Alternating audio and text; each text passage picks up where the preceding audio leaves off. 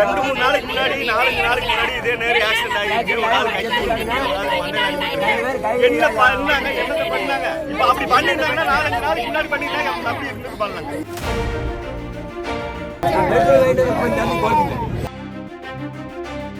எல்லாம் நாங்க பண்ணிட்டு தான் இருக்கிறோம், தெரியாம இல்ல. இதுக்கு முன்னாடி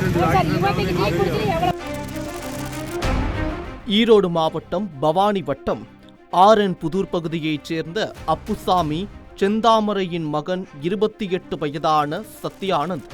இவர் ஏசி மெக்கானிக்காக ஈரோட்டில் பணியாற்றி வந்த நிலையில் நேற்று இரவு பணிகளை முடித்துவிட்டு காவிரி ஆற்று புதுப்பாலத்தில் வந்து கொண்டிருந்த போது பாலத்தின் மேலே அமைக்கப்பட்டிருந்த வேகத்தடை சரிவர தெரியாததால் சத்யானந்த் இருசக்கர வாகனத்தில் இருந்து தூக்கி வீசப்பட்டு தலையில் பலத்த காயம் ஏற்பட்டு உயிரிழந்துள்ளது பெரும் சோகத்தை ஏற்படுத்தியுள்ளது. இந்நிலையில் வேகத்தடை சரிவர தெரியாததால் சத்யானந்த் உயிரிழந்ததாகவும் இதற்கு போலீசார் மற்றும் நெடுஞ்சாலைத்துறையினர் உரிய நடவடிக்கை எடுக்கவில்லை என கூறி பள்ளிப்பாளையம் ஈரோட்டை இணைக்கும் காவிரி ஆற்று புது பாலத்தின் அருகே திடீர் சாலை மறியல் போராட்டத்தில் சத்யானந்தரின் உறவினர்கள் ஈடுபட்டனர். 2 நாளைக்கு முன்னாடி 4 நாளைக்கு முன்னாடி இதே நேரம் ஆக்சிடென்ட் ஆகிருக்கு. ஒரு ஆள் என்ன பண்ணாங்க, என்னத்தை பண்ணாங்க? இப்ப அப்படி பண்ணிருந்தாங்கன்னா 4 நாளைக்கு முன்னாடி பண்ணிருந்தாங்க, அவங்க அப்படி இருந்து பண்ணாங்க.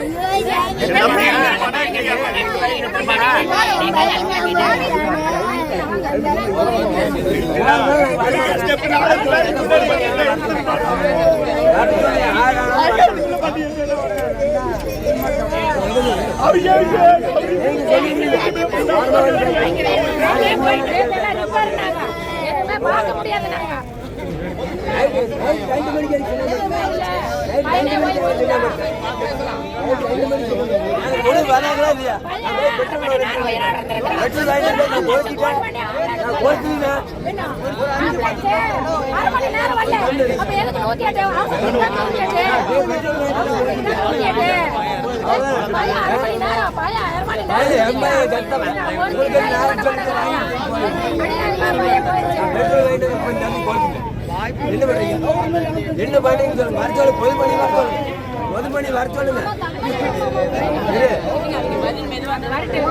நாங்க பண்ணிட்டு தான் இருக்கிறோம், தெரியாம இல்ல. இதுக்கு முன்னாடி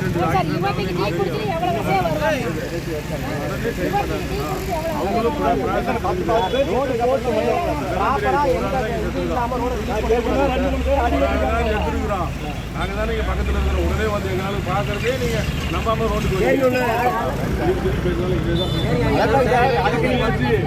பாலம் ஓபன் பண்ண வரையும் இந்த வேலையை பண்ணிட்டு இருக்கிறாங்க. மீண்டும் பண்ணுவாங்க, நாங்களும் சொல்லிட்டோம். செய்யறது இருக்காது, லைட்டா போடுறது இருக்காது.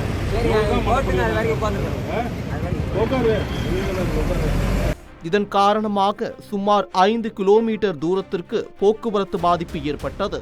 இதனையடுத்து சம்பவ இடத்திற்கு விரைந்த பள்ளிப்பாளையம் போலீஸ் போராட்டத்தில் ஈடுபட்டவர்களிடம் பேச்சுவார்த்தை நடத்தி உரிய முறையில் நடவடிக்கை எடுக்கப்படும் என்றும் வேகத்தடைக்கு தேவையான முன்னெச்சரிக்கை பாதுகாப்பு மேற்கொள்ளப்படும் என உறுதி அளித்ததன் பேரில் போராட்டத்தில் ஈடுபட்டவர்கள் கலைந்து சென்றனர். இந்த சம்பவம் குறித்து உறவினர்கள் கூறியதாவது: கல்யாணமே சாரு, வேகத்தடி பத்தி நாங்க தங்கச்சி பையன் உயிரா போச்சுக்கு ஒரு நாய் கிடைக்காது. நாங்க எங்கேயுமா போக மாட்டேங்க சார். என் தங்கச்சிக்கு ஒரு நாய் கிடைக்காது சார். அவ்வளோ ஒரு ஏழை பிள்ளைமா. என்னங்க சார், எனக்கு அவள் தான் சொல்ல முடியும் சார், என்ன சொல்ல முடியாது. சந்தாமரைங்க சார், பையன் பேர் சத்திங்க சார், சின்ன பையன் பேர் புகழாதீங்க சார், அவங்க அப்பா பேர் அப்பச்சாரிங்க சார். இங்க அதாங்க சார், பிறந்தாட வந்து டீ குடிச்சிட்டு வந்த வாங்க சார். எப்படி விழுந்தானே தெரியல, இங்க அடிச்சு இங்க வந்து விழுந்துருக்கிறான். வண்டியில பின்னுக்கான நல்லா இருக்குது, பின்னாலதான் யாரோ என்ன பண்ணாங்களா, அடிச்சுதாங்களா இல்ல அவனா வந்து விழுந்தானே தெரியலைங்க சார். அதுதான் மேட்டர் நடந்துட்டு இருக்குது.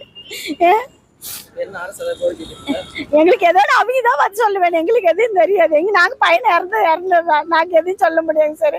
அவங்க பார்த்து எங்க தங்கச்சிக்கு என்ன நீதி சொல்றாங்களோ அது அவ்வளவுதாங்க சார். போலீஸ் இருந்து என்ன பண்றது, இந்த வேக தடை போட்டு என் பையனை அநியாயமா கொண்டுட்டாங்க. ஐயா வேக தடைக்காரரு ஒன்னுமே பண்ண கிடையாது. என் பையன் எப்பவும் போல இருக்கும்னு வந்துட்டா. ஐயா என்ன அடிச்சது ஏது அடிச்சதுன்னு தெரியல. என் பையன் அவ்வளவு தூரத்தை இங்க வந்து விழுவதுக்கு சான்ஸே இல்ல. பின்னால வண்டி எல்லாம் ஓடி கிடக்குது, என்ன அடிச்சதுன்னே தெரியல. ஐயா பையன் 28 வயசு பையன் போயிட்டான். வந்தா வீட்டுக்கு தலைமாவன் நகை மழை என்ன பண்ணுவான். அவன் அம்மானால பாடுபட முடியாது. அவன் அம்மா கை கால் வீங்கி படுத்துக்கிறான். ஒரு வேலையும் செய்ய முடியாது. ஒரே ஒரு 2 வயந்தான். பார்த்தீங்கன்னா முதல்ல மக்கள் பெருக்கத்தின் அடிப்படையில் மக்கள் அதிகமாக இருக்கிறனால பாலங்கள் போக்குவரத்து தெரிஞ்சலாக்குன்னு சொல்லி பாலம் கட்டப்பட்டுச்சு. பாலம் கட்டின அடிப்படையில் என்ன கேட்டீங்கன்னா அதுக்காக வேகத்துறை அமைச்சாங்க. இந்த வேகத்துறை அமைச்சின் விளைவு என்ன கேட்டிங்கன்னா பகல்லையே பெரும்பாலும் தெரிய மாட்டேங்குது. இது இரவில் சுத்தமாக தெரியறது இல்லை. இல்லை நானே 2 முறை என்ன ஆயிடுச்சுன்னா வேகத்தை தூக்கி போட்டு பின்னால் உள்ளூர் சொன்னால் தடுமாறி நாங்கள் சுதாரிச்சிட்டோம். அதனால் என்னன்னா உள்ளூர் வாசிகள் நாங்களே வெளியூரில் வரவங்களுக்கு எத்தனை பேர் தெரியல. இப்போ வேறு நேற்று ஈரோட்டிலேருந்து ஒருத்தர் வந்து என்ன கேட்டால் விழுந்து இறந்துட்டாரு. இதுமாதிரி 5-6 விபத்துகள் உள்ளூரில் சார்ந்தவங்க 5 பேர் விபத்து ஆயிருக்குது. இப்போ என்னன்னா ஏன்னா வேகத்தில் யாரையும் தெரியப்படுத்தினாலும் பரவாயில்ல. யாரையும் திடீர்னு பாலம் கட்டா திடீர்னு வேகத்திரையை போட்டு அது இப்போ சின்ன போல பெருசாக போட்டு வச்சுக்கிறாங்க. இதை வந்து முதல்ல என்ன பண்ணோம்னா இந்த வேகத்திரையை வந்து ஒரு வண்ணம் பூசலை, ஒரு மின் விளக்கு வைக்கலை, அதாவது சிவப்பு விளக்கு வேகத்திரை இருக்குன்னு சொல்லி போர்டு வைக்கலை. இதெல்லாம் வச்சாதான் அடுத்த கட்ட வரவங்களுக்கு யாரும் உயிர் பாதுகாப்பாக இருக்குன்னு கருதுறோம்.